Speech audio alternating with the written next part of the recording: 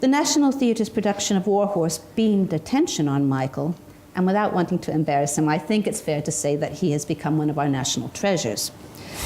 But that status comes as no surprise to people in this room. It wasn't the result of one book, or even 2 or 3 or 4 or 5 or 10. Michael has been passing on his passion for reading and for stories for decades.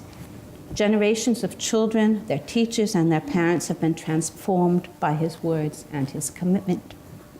Michael is an evangelist for stories and reading, taking every opportunity to explain why they matter. Michael's ability to move, entertain, and inspire people to think informs not just his writing and his storytelling, but all the other tasks he takes on.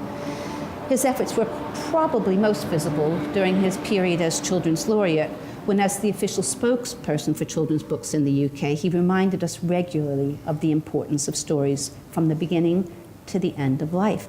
And he's right. The emerging discipline of evolutionary literary theory teaches that we have survived as a species thanks to our ability to tell stories.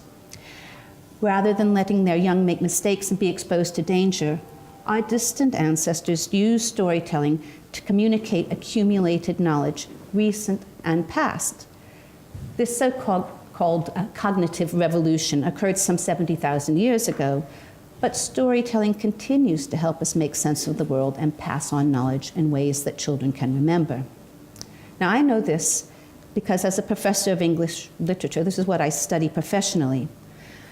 I also know that the passion for reading is being diluted by other ways of encountering stories and by the sheer volume of entertainment available. And genuinely, I am no Luddite. I watch TV, I love films, I read on Kindle, I do hours in front of a screen. But I do also feel passionately that we have to preserve the place of reading in children's lives so that they absorb as many stories as possible in what is probably their purest form, that relationship between the word on the page and the child. It goes in and nobody else is mediating it. Year on year, my colleagues and I have watched the literary knowledge of even committed students at a top university decline. These students believe they have a passion for reading, which is why they choose to read English. But many struggle to finish the novels that have enthralled previous generations. It's not because novels are too difficult or too long, but they have not developed the reading stamina. They don't have the strategies for getting to the end of some of the books. So as a consequence, they lack a literary frame of reference when they arrive. They can't recognize, don't really understand what they, intuitively, genres and conventions. They're unfamiliar with the characters and phrases, openings and endings of classic texts that they need to interpret the works they study. So this is why I was so excited when Michael asked me to join him on developing the Oxford Treetop's Greatest Stories series. Working with Michael and all the brilliant writers and illustrators who came together to make these books was fun. It was a great privilege. In fact, initially it seemed like a kind of parlor game, and we made lists and exchanged favorites and argued about which stories truly are the greatest. It was fun, but it was also something we both cared passionately about. We cared about it passionately, and we cared about it professionally in our two different spheres. This series was our chance to help protect the ocean of the stream of stories. And I genuinely feel confident that children and young people who encounter great works from the past in this series will have the frame of reference they need to succeed, whatever they do in later life. I mean, there's nothing down or diminishing in the stories. They're brilliantly, newly retold, and they'll give hooks into some great works for young people later on. But that's enough for me. First of all, thank you, Kim. The reason we asked Kim to join us in this great project was because at its heart what we wanted was a collection that had integrity and understanding. So it's not about just putting out any old stories and hope they work. It's about someone who understood the breadth and depth of our language and our literature from earliest times up to the present day, almost. And then to pass on the best of that retold by fantastic writers and by wonderful illustrators. I don't see any point in spending my quarter of an hour, 20 minutes, talking to you about the importance of writing, reading for young people. I just think I should tell you a story, a journey, you might call it a reader's progress, a writer's progress, as in the Pilgrim's progress, towards my understanding and love of books and literature.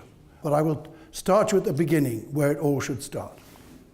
I was lucky. I had a mother, of course, but I was very lucky in my mother. She was very kind. She was also exceedingly beautiful, well, you can tell. And she was an actress. So when she read, she had a wonderful, wonderful voice, and she could play all the parts. She also loved just a rather narrow selection, when I think back, of poets.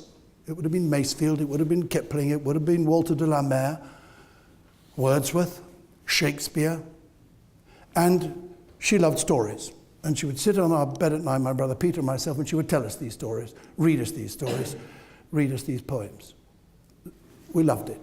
Why did we love it? Because she was doing it. We didn't understand half she was reading us, but we loved listening to it. And very early on, my brother and myself understood the music of language before we almost ever understood the language. Also, we caught the passion that she had for what it was that she was passing on to us. Is that lovely moment, that quarter of an hour when she was with you? And consequently, aged 5, when I walked down the road to my first primary school, St. Matthias in the Warwick Road, I loved stories. But then I walked into school. And life changed. And it changed very much for the worse. Because then, and I'm talking about, I was born 1943, about 1950, under 1950, 43, 43, what's 43 plus 5? 48. In those days, and most of you in this room will not really know what I'm talking about, but schools were full of fear. Fear of punishment for just about everything, behavior, and most of all, failure. Failure came very obviously when you failed to answer a question properly, when you failed to learn a poem properly, when you failed to spell right or your handwriting wasn't, there was detention, there was punishment, everything. Suddenly words became this enemy, just a complete enemy for me, and a fear. I spent a lot of time standing in the corner, wishing I was at home, ran away once or twice, which was fun. But the whole light that had been on the love of stories was almost wiped out, but not quite. There was a little flicker left, which sustained me right the way through. A bad teacher at that school, who was a bit wicked, to be honest with you, in the sense that she reinforced difficulty rather than encouraged the other. And I did have, though, one wonderful teacher at that school, and you do not forget the wonderful ones, as you know. She was a music teacher, and she let me sing in the little choir that we had. And she was also the person who gave me the main part in a play of The Owl and the Pussycat Went to Sea, in which I sang, "What a beautiful pussy you are," to a tune that she'd made up. And I felt wonderful. And I still love that poem. I still love her. Then I went to another school, same thing, quite a lot of tight stuff. Had one good teacher, because he knew, he could see when I was about 15 that all I wanted to do in my life was play rugby. So he said to me one day, when I was having kind of a tutor's interview, he said, "Michael, you have to learn in life there's something else besides rugby." And he lent me his book of Wordsworth poems. He said, "Michael, please read these. Bring me the book back at the end of term. I don't want to discuss it with you. I just want you to read this book. Perhaps you try one poem a day, but bring it back to me. But let's talk about it, just do it." He said, one thing would help, is if you find the words on the page, and I think you do, a bit difficult, Speak it out loud. Tell it to yourself out loud. Try to hear the music and the words. And I thought, music, music. And that took me back to my mother. After a series of mishaps, I became a teacher and found myself in a primary school. Could you put up your hands if you teach in a primary school? I had the most wonderful head teacher. Any head teachers here? Well, that was not enough. And they should be here, all of them. Anyway, this wonderful head teacher, she was what's called Mrs. Skiffington, never forgotten her. Mrs. Skiffington came into our class one day, and I was in a mobile classroom. I don't know why they call it mobile, they never move, but I was in this mobile classroom teaching my year sixes. And she'd gone around all the classrooms, and she'd gone into every one. She was kind of mad and wonderful, and she said, I had this wonderful idea in the bath last night. So it was in front of the children, for goodness sake. And yes. Said, stop what you're doing, stop what you're doing. Everyone now is telling a story, reading a story in the whole school. That's all I want to happen. From 3 o'clock to 3:30 every afternoon, we read a story. Get on with it, Michael, get on with it. She was like that, and out she went. So I had been reading back to my children at home a book which I'd grown up on called The Just So Stories, The Elephant's Child. So I got out The Elephant's Child and I read it to the children, and I read it with the same passion my mother had read to me. And I noticed that there was this stillness and there was this quietness. And I thought, this is just one of the most wonderful moments of teaching I've ever had, because we were all together lost in this story. Bell went at the end, and I went on doing this and doing this. And then one day I started a book. I won't tell you what it is, but it had, in the title, it had dump. So I'm not going to tell you what it is. Anyway, I started it. And in the first chapter, it's a book which is great, but it doesn't get going very fast. I tried the first chapter, and I looked around and they were all looking out the window, picking their noses, as was their wont. They were year sixes, you know. And I thought, read it with more commitment. So I knew it, I thought I liked it. Anyway, it didn't work. And I went back home to my wife, who was also a teacher, and I said, what am I going to do? I've just begun this book, the children don't like it. And she said, well, don't go in there tomorrow and bore them, because you've done that once already. If it isn't working, it isn't working. It may be just not the book for them. Go in there, but before you go in, make one up. Don't have the book between you and them. Make one up. You're a pretty good liar. Just make one up. So I lay there that night and I made up a story, which I thought was all right. Said to my class the next day, I'll just tell you a story now. I'm not going to go on with the book we started yesterday. Typical year 6 response. Oh, sir. I said, I don't care what you think. You're going to hear this story. I've stayed up all night making it up, and you're going to hear it. And then I gave them this story, and for the first 5 minutes, it was looking out the window, and I thought, this isn't going to work, and there's that awful sinking feeling, and if you're a teacher, you'll know all about it. This isn't working, it's not working, I want to get out of here, I want to die. Anyway, I went on, I persevered, and the wonderful thing was that after about 10 minutes, everything changed about the whole way they listened. And I got this terrific feeling that this is the best way of telling a story. Tell it from here. Tell it because you mean it. It wasn't a very good story, but I meant every single word of it. And they caught that. They caught the fact that this was not a school thing. This was me telling them something that I cared about. And a brilliant thing happened. Bell went at 3:30. I hadn't finished it. And there was this, oh, sir. And I thought, yeah.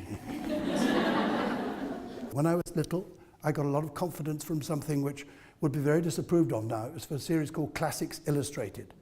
Hands up if you know what I'm talking about. These are wonderful things. They're like, I think they're American, aren't they? They're American.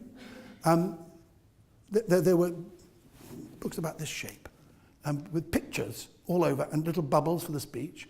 And it was of the great novels of the world. You see War and Peace in about 60 pages of pictures. And then I could tell my stepfather, I've read War and Peace. And he quite liked that. But also I got the story. I knew then about Russia and Napoleon and 1812. That's why I first discovered all these things. And later on I read War and Peace, the book. And that's how it happens, this seed corn, which you people are all doing every day of your lives, and which I hope this series will help with. But at the end of the day, what do we want? We want these children to grow up enriched, more aware of the world around them, of themselves, about relationships, about other cultures, about where we fit, how it works. Where is the best place to get this knowledge and understanding? It is from a book, and I think I know why now, after all this time. With a book, you have this strange code, this print, which some writer person has done and some publisher person has put there. But it is nothing until the reader reads it.